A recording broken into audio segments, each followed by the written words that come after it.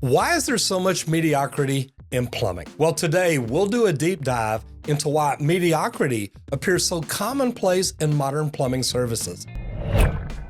This video is sponsored by Leak Pro. Go check out leak-pro.com.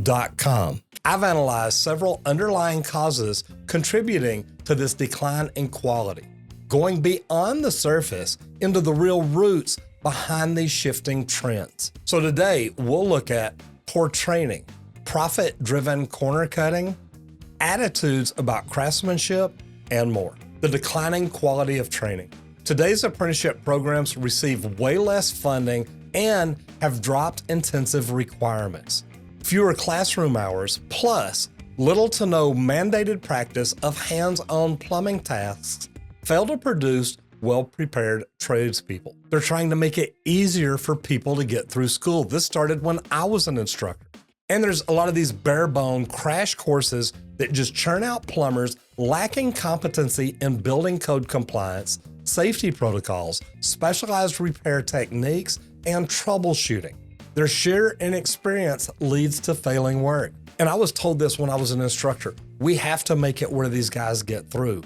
I understand we need them to get through, but if they cannot pass the test, if they do not stay awake in class, if they sit in here and goof off on their phone all night, and we allow that, we are allowing mediocrity to enter our trade.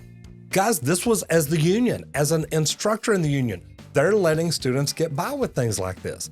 Now, that's why I'm not an instructor anymore. They said, hey, we don't want you to teach our guys anymore. You're too hard on them. I understand. I wanted them to do what is required. I wanted them to do things the right way. I think the UA, PHCC, CEF, all these places that are training people, they need to start training for perfection. They need to start saying, look, if you're going to come through our program, we're going to make sure you understand this. We're not just going to pass you because you paid us. We're not just going to pass you because you're enrolled, because your dad or your uncle or somebody is a member. We're going to pass you because you're good, because you understand it, because we want you to be one of the best. And unfortunately, we're not doing that anymore. Inferior parts and materials.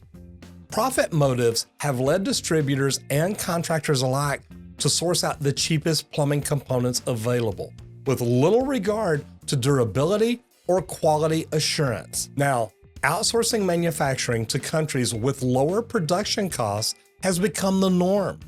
But it's a classic case of you get what you pay for. Pipes prone to leaks, fixtures that require frequent replacement, and more.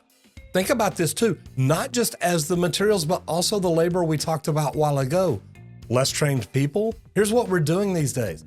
Every house, and I want you to think about this if you're a homeowner, your house was built by the company that gave the contractor the lowest bid. America is built these days on the lowest price contractor.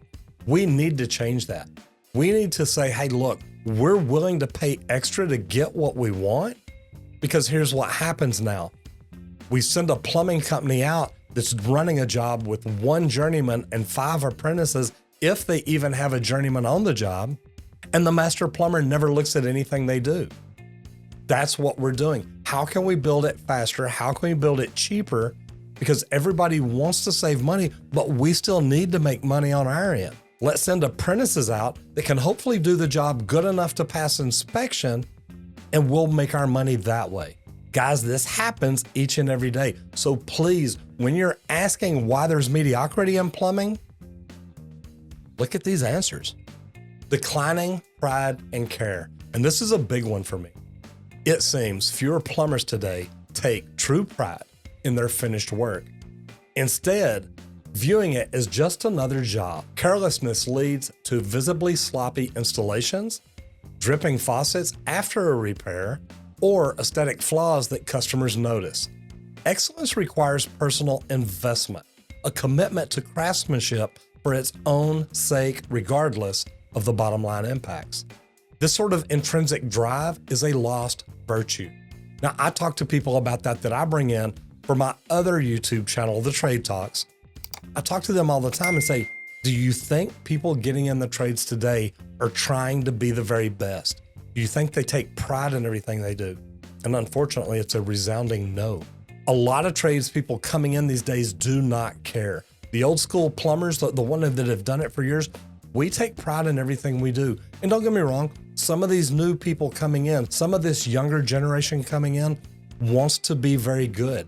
They want to learn to be the very best, and they work hard for that. But for the majority, 9 out of 10 people coming into the trades don't want to be the very best. They just want to make a paycheck. We need to get that passion, that drive, that pride back into everything that we do, and not just plumbing, guys, in each and every trade. Minimal accountability. Unlike most skilled trades, plumbing lacks robust systems of accountability that would discourage shoddy work. Not many license renewals mandate continuing education, while vague service guarantees fail to produce real consequences for persistent mediocrity. Now, here in Texas, you have to have continuing education to renew your license every year. There's up to 43 people in a room when they do live continuing education. 42% of the people in there do not want to be there, say that they never learn anything, and complain about being there. You get about one in a class that really wants to come in and learn something. As plumbers who want to be great, we should be coming in to our continuing ed trying to learn, or writing the Texas State Board and saying, look, if I'm going to sit through continuing education, I want to learn something. I want to learn something that's going to help me be completely different. I want to learn to do my job better. I want to learn to take care of the customer better, and I want to learn code better. Learn something that's going to help you move up and grow and get out of that mediocrity that a lot of plumbers are stuck in. I know some places around the country, electricians can permanently lose their license and they face penalties. Guys, it should be that way in plumbing.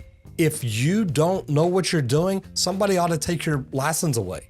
If you're continually jacking customers over, pouring concrete down their drain, doing stupid stuff like that, somebody should take your license away.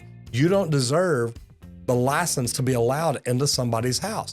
But we allow this. We allow it to continue. We allow it to go on. And this makes all plumbers look bad. I was an electrician and I knew I could lose my license by not doing things right. I'd be focusing on becoming the very best. Less competition relatedly. Most regions are now dominated by just a handful of large contractors who face no competitive motivation to pursue quality. Without worrying about losing customers, overcharging, or iffy services, this becomes normalized. Monopolization means plumbers have little incentive to upgrade tools, perfect technologies, or remedy flaws. And if there's nothing there making us learn more, making us get better, making us bring in new equipment, materials, tools, technology, making us bring in things to help us get better and do more, we're never going to grow. There's so many new things out there in the plumbing industry that we can learn each and every day that we should be incorporating into our daily jobs. What can we do to save labor, to save materials, to save time and money? DIY mentality rather than hiring experts. Rather than hiring experts, more homeowners first attempt amateur DIY repairs themselves after watching online tutorials or YouTube videos. But inexperienced mistakes lead to issues like hidden water damage or dangerous pressure buildups over time. Normally, attempts to cut costs ultimately backfire, undermining perceptions of the true skills professional plumbing demands. Guys, when I teach people DIY, I teach them to do it the right way. I don't teach people to do shortcuts. DIYers don't bother me. It's when DIYers can do the work better than trained plumbers, that's what's scary. And guys, unfortunately, that's happening more and more. As plumbers, we need to provide that professional attitude, that professional service. When we walk in and do things, they understand why we charge what we charge. Don't just charge a lot of money and do a mediocre job. It's not good. Poor hiring practices. Many plumbing company recruiters emphasize productivity quotas over competency assessments when staffing up. They'll hire fast versus hiring well, leading to entire teams lacking specialized abilities needed to properly execute complex jobs. Speed over skill cultivates failure. Guys, when we hire people, we need to make sure They have a good moral compass. We need to make sure they're going to do things right. Now, there's different tests out there that you can do to help check people. And you know what? They're not always perfect. But we need to just quit hiring bodies. How do we do that? We all need to be recruiting more people into the trades. Not just us as plumbers, but you as homeowners, you as general contractors. You know how hard it is for us to get tradespeople each and every day. So help us get more, help recruit more people into the trades, and see if that doesn't help make it a more prideful profession again.